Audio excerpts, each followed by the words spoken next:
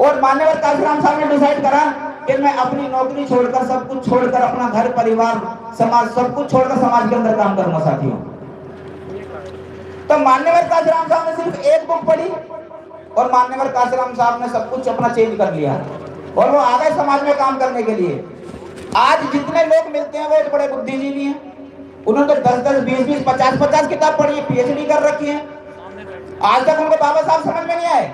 मान्यवर काशीराम साहब को एक बुक से समझ में आ गया मान्यवर काशीराम साहब ने, बाबा साहब ने क्या किया। लेकिन आज हमारे जो लोग हैं वो स्वार्थ के साथ काम करते हैं साथियों, छोटे छोटे लालच में बिक जाते हैं, बिजली पानी में बिक गई। काका कालेलकर ने बाबा साहब से एक बार पूछा कि बाबा साहब आप संपन्न समाज की कल्पना कैसे करते हो, संपन्न समाज की कल्पना कैसे करते हो। तो बाबा साहब ने कहा जिस समाज के अंदर 10 डॉक्टर, 20 इंजीनियर और 30 वकील हो जाएं, ऐसे समाज की तरफ कोई उंगली उठाकर नहीं देख सकता, तो ऐसा समाज को मैं संपन्न समाज समझता हूं।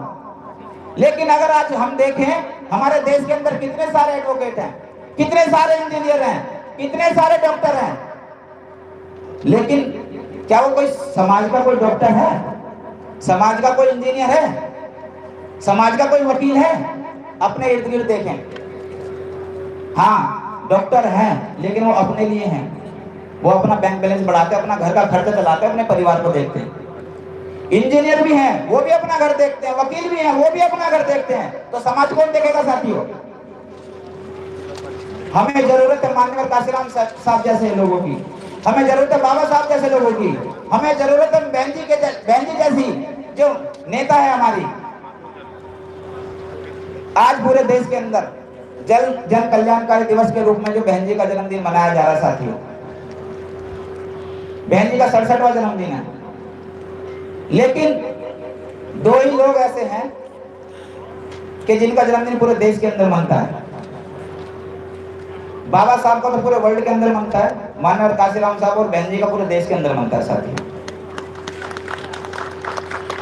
तो उन्होंने जो जो काम किए हैं समाज के अंदर, जितना त्याग किया है, जितना बलिदान किया है, वो तारीफ के काबिल है साथियों। मैंने भी मान्यवर काशीराम साहब को पढ़ा और जब मैंने मान्यवर काशीराम साहब को पढ़ा तो मुझे ऐसा लगा कि थोड़ा बहुत जितना टाइम मैं दे सकता हूँ, जितना मैं पैसा दे सकता हूँ, जितना मैं बहुजन समाज के लिए कर सकता हूँ, मैं भी करना चाहता हूँ। मान्यवर काशीराम साहब जब DS4 उन्होंने बनाई थी तो उनको चुनाव के लिए तो वो 2 गट्ठर 2 बंडल अपने कंधे पे रख के एक गांव में गए थे, उनको पोस्टर लगाने थे। उनकी ट्रेन के अंदर जेब कट गई, उनके पास पैसे नहीं थे। जब वो वहां उतरे तो तांगे वाले ने भी बैठाने से इसलिए मना कर दिया क्योंकि पैसे नहीं थे। तो मान्यवर साहब कंधे पे रख के उन गट्ठर को ले गए और जिस गांव में उनको प्रचार करना था, वो पोस्टर लगाने थे, वहां लगाए, जिससे उनकी तबीयत खराब हो गई और उनको चेस्ट के अंदर एक वाल पड़ा, जिसके कारण वो एडमिट भी हुए। तो डॉक्टर ने कहा कि मान्यवर साहब आपको अभी आराम करने की जरूरत है।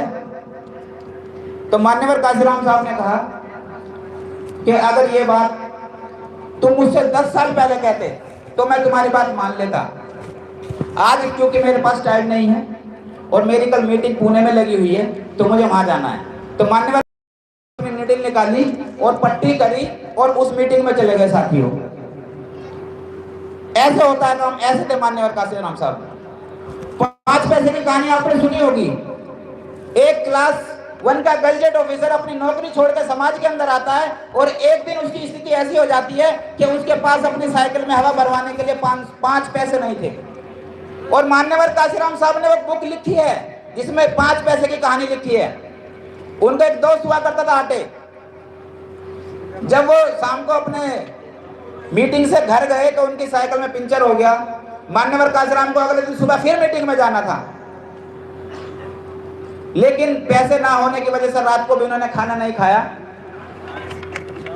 जब सुबह उनको मीटिंग में जाना था, जब उन्होंने देखा कि उनकी साइकिल पंचर है तो उन्होंने आटे को बोला कि भैया 5 पैसे हैं, 5 पैसे हो तो देख ले तेरे पास।